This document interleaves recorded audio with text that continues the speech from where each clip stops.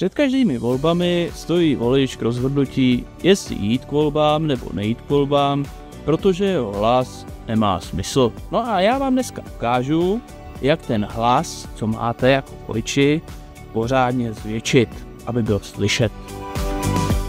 Potřebujete k tomu větvičku vrpovou, takovou asi, pak potřebujete nůž a nůžky. No a když to máte, můžete vyrobit takovouto píšťalku.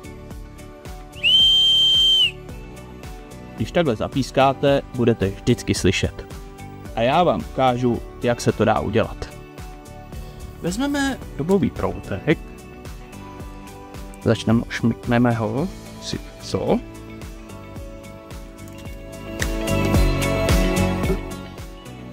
Vybereme místo, které bude potřeba vyříznout. Když už máme uříznutý ten vrbový proutek, takovýto kousek,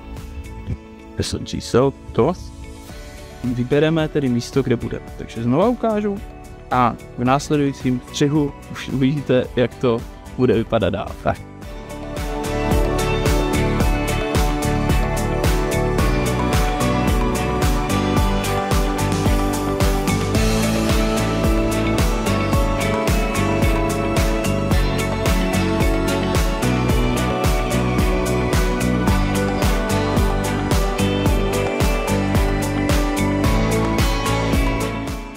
Pokračujeme ve vyřezávání.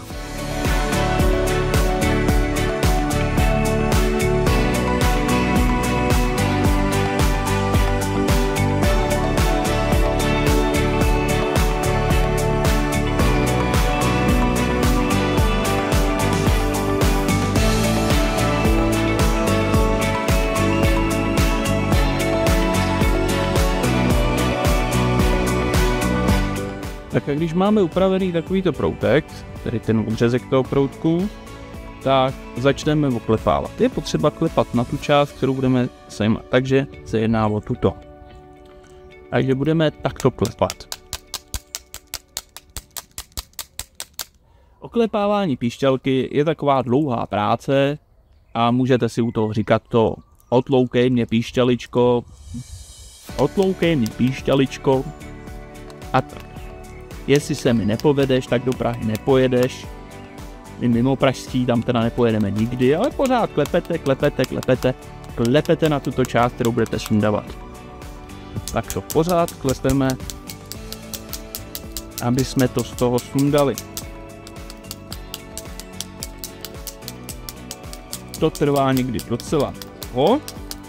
Když jsme dlouho klepali na tuto část, tak se stane to, že vyjmete tu kůru, která je nad tím. A nyní začnete dělat vlastní prostor té píšťalky. Opět začnete vyřezávat tento tvar.